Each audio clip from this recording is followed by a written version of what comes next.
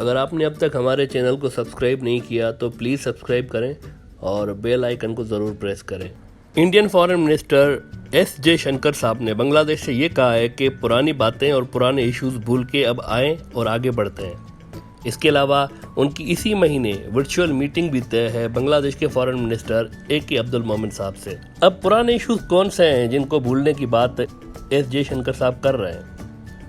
क्या बांग्लादेश अपना पानी का जो उसका हक है तीस्ता रिवर पर वो भूल जाए, जो कि कई दिहाइयों से इंडिया अपने बंगाल की जो रियासत है वहाँ पर इस्तेमाल कर रहा है बांग्लादेश का पानी? या क्या बांग्लादेश ये भूल जाए कि इंडिया का जो फराखा बैराज है, जो कि बांग्लादेश की मईशत, जंगलात और ज़राअत को उसने जो लॉस दिया हुआ है, क्या वो लॉस बांग्लादेश भूल जाए? या फिर बॉर्डर पर बीएसएफ की जानिब से जारी कार्रवाइयाँ भूल जाए? अभी इसी हफ्ते एक और शहादत हुई है बांग्लादेश की बीएसएफ के हाथों, ज़्यादा पुरानी बात भी नहीं है। क्या जयशंकर साहब इन इश्यूज़ को भूलने की बात कर रहे हैं? लेकिन ये तो हल तलब इश्यूज़ हैं, इनको तो हल करना चाहिए, ना कि भूल जाना चाहिए। इसके अलावा अफसोस की बात तो ये भी है कि बांग्लादेश बहुत सी बातों को भूल तो जाता है, मगर इंडिया की जानिब से बार बार कोई ना कोई नई ज्यादती हो जाती है जिससे ये चीज़ें फिर सामने आ जाती हैं। ज़रा ये परवीन तोगड़िया साहब, जो कि वीएचपी यानी विश्व हिंदू परिषद के लीडर रह चुके हैं, और विश्व हिंदू परिषद कोई छोटी मोटी पार्टी नहीं, इंडिया की टॉप की जो बड़ी पार्टियां हैं उनमें से एक है। ज़रा आप इनकी ये बात सुने जो उन्होंने 2 साल कबल कही थी कि इंडियन फौज को चाहिए कि बांग्लादेश के इलाके पे कब्जा करे और वहाँ पर आसाम और नॉर्थ ईस्ट के जो घुसपैठिए हैं उनको खुद जाके सेटल करे। यानी मौसूफ फरमा रहे थे 2 साल पहले कि बांग्लादेश के अंदर इंडियन फौज चली जाए, उनका इलाका कब्जा करे, उस पर सेटलमेंट बनाए, जो नॉर्थ ईस्ट के जो सीएए और एनआरसी के तनाजुर में जो लोग स्टेटलेस हो जाएंगे उनको वहाँ जाके खुद सेटल करे। ज़रा सुने ये क्या कह रहे हैं। एनआरसी तुरंत पूर्ण करके सभी 50 लाख बांग्लादेशियों को डिपोर्ट किया जाए, उनको किसी भी कीमत पर वर्क परमिट न दी जाए, और डिपोर्ट करने में बांग्लादेश सहयोग नहीं देता है तो भारत की सेना बांग्लादेश का एक हिस्सा कब्जे करके वहां डिपोर्टेड के लिए कॉलोनी बांग्लादेश के अंतर्गत बनाने का काम करके बांग्लादेशियों से आसाम को पूर्ण मुक्त करे। 70 लाख बांग्लादेशी मुसलमान हैं। मैं चाहूंगा कि भारत सरकार को यदि आर्मी लगानी पड़े, आर्मी, बीएसएफ, सीआरपी लगाकर संपूर्ण सिक्योरिटी फोर्स को आसाम में लगाकर राज्य सरकार के सहयोग में यह बांग्लादेशी मुस्लिम घुसपैठियों को डिटेक्ट करके डिपोर्ट करने के काम में संपूर्ण भारत का सिक्योरिटी फोर्स का सहयोग लेना चाहिए। कॉमन पॉपुलेशन का निर्णय करने का प्रयास उन्होंने शुरू किया है। मैं आसाम के चीफ मिनिस्टर और डेप्यूटी चीफ मिनिस्टर दोनों को कहता हूं, हिम्मत से आगे बढ़ो, और भारत में Assam will be first state to pass a law.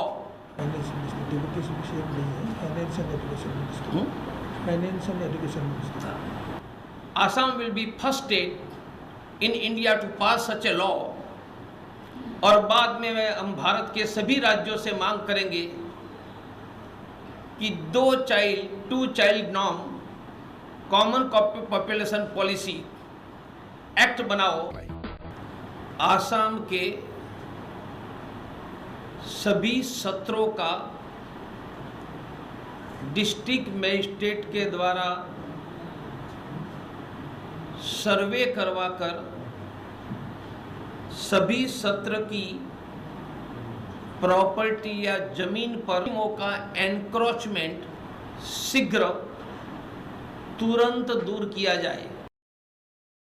अब आप बताएं, इतनी बड़ी खुराफात इन्होंने यूं ही बोल दी, और उस मुल्क के लिए उन्होंने बोल दी जिसके लिए इंडिया ये कहता रहा है कि ये हमारा बेस्ट फ्रेंड है। इन पे कोई एक्शन नहीं हुआ, बांग्लादेश ने दरगुजर कर दिया और भूल गए। ये बात बांग्लादेश ने दिल बड़ा करके इसको दरगुजर करके जाने दिया। लेकिन अभी ये बात बांग्लादेश भूले ही नहीं थे पूरी तरह से कि मौसूफ अमित शाह, जो कि रूलिंग पार्टी के सदर थे उस वक्त, उन्होंने कह दिया कि बांग्लादेशी घुसपैठिए दीमक हैं। यानी बंगाल को दीमक की तरह खा रहे हैं। एक और प्रोवोकेशन, अभी परवीन तोगड़िया वाली बात भूले नहीं थे कि ये बात सामने आ गई। बांग्लादेश ने एक बार फिर दिल बड़ा करके भूल गए इस इशू को, लेकिन एक साल बाद फिर वही हुआ, फिर वही शख्सियत अमित शाह और फिर वही इश्तियाल दिलाने वाले बयानात। इस बार उन्होंने कहा कि ये सारे जो घुसपैठिए हैं इनको बे ऑफ बंगाल में डाल देंगे, एक बार हमारी हुकूमत आने तो दे बंगाल में। मित्रों, अभी अभी बड़े चाव से ममता दी ब्रिगेड समावेश के अंदर कांग्रेस वालों की आओ भगत करती थी। इतना बड़ा ब्रिगेड समावेश था साहब, एक भी भारत माता की जय नहीं लगी। इनको तो मोदी मोदी मोदी मोदी मोदी मोदी और कुछ दिखाई ही नहीं पड़ता है। मित्रों, मैं आज आपको आश्वस्त करने आया, एक बार यहाँ कमल खिला दीजिए, एक भी घुसपैठिया बंगाल के अंदर घुस नहीं सकता। मित्रों, घुस नहीं सकता। यानी इंडियन बंगाल में आप तीस्ता दरिया का पानी भी ले जाएं और फराका बैराज से भी आप पानी ले जाएं बांग्लादेश का, फिर आप गैर मुनासिब ज़बान का भी इस्तेमाल करें और उसके बाद आप ये कहें कि सब भूल जाएं, आइए आगे बढ़ते हैं। बांग्लादेश अभी भूल जाता है पुरानी बातें, तो आप दोबारा कोई ना कोई आपकी तरफ से ऐसी चीज़ होती है जिससे वो चीज़ें फिर से हाईलाइट हो जाती हैं। आखिर ये सिलसिला कब तक जारी रहेगा? ये मसाइल भूलने वाले नहीं है, ये हल करने वाले इश्यूज हैं, क्योंकि इनका डायरेक्ट ताल्लुक पीपल टू पीपल रिलेशन से है और उनको बेहतर बनाना लाजमी है बांग्लादेश और इंडिया के दरमियान। बहरहाल इन सब बातों के बीच जो नई डेवलपमेंट हुई है इंडिया और बांग्लादेश के रिलेशंस के तनाजुर में, वो ये है कि इंडिया अब ऑफिशियली बांग्लादेश की जो ज़मीनी और जो उनके पानी के रास्ते हैं उससे जो नॉर्थ ईस्ट की कनेक्टिविटी का इंडिया ने प्लान बनाया हुआ था, वो रास्ते अब इंडिया इस्तेमाल करना शुरू हो गया है। यानी India Bangladesh inland waterway routes, ये जो हैं इनका बाज़ाब्ता अब इफ्तिताह हो चुका है, ये खोल दिए गए हैं। और इस सिलसिले में जो पहला कार्गो बहरी जहाज़ था वो 200 सीमेंट के थैले लेकर इंडिया की रियासत त्रिपुरा पहुंच चुका है बांग्लादेश के रास्ते। यकीनन इससे सालाना इंडिया की जो ट्रांसपोर्टेशन के खराजात हैं वो कई बिलियन रुपीस बच सकते हैं। जैसा कि हमने आपको बताया था कि बांग्लादेश के अलावा जो इंडिया का चिकन नेक वाला अपना रास्ता है, ये इन नॉर्थ ईस्ट की रियासतों तक पहुंचने के लिए ये बहुत लंबा है। ये बांग्लादेश के गिर्द घूम कर इंडिया अपने गुड्स नॉर्थ ईस्ट तक पहुंचा रहा होता है। और अब बांग्लादेश के रास्ते ये जो पूरा रूट है ये डायरेक्ट इंडिया के जो बंगाल है वहाँ से via Bangladesh Indian north east तक आ रहा है। ये एक और पॉजिटिव जेस्चर है बांग्लादेश की जानिब से दिखाया गया उन सब तल्ख बातों के बाद जो कि इंडिया की जानिब से की गई हैं। अलबत्ता इंडिया की जानिब से अब तक उन सारे इश्यूज़ को हल करने की कोई संजीदा कोशिश दूर दूर तक नज़र नहीं आ रही, जिनके लिए एस शंकर साहब कह रहे हैं कि पुराने इश्यूज़ भूल के आगे बढ़ें। असल में पॉलिसी ये होनी चाहिए कि पुराने इश्यूज़ हल करके आगे बढ़ें। ये आगे बढ़ने का बेस्ट तरीका है कि पुराने इश्यूज़ को पहले हल किया जाए, फिर आगे बढ़ना ज़्यादा मुनासिब रहता है, बजाय इसके कि पुराने इश्यूज़ जूं के तूं रहें, उनको भूल जाएं और फिर आगे बढ़ें। इससे आगे बढ़ने की स्पीड स्लो हो जाती है।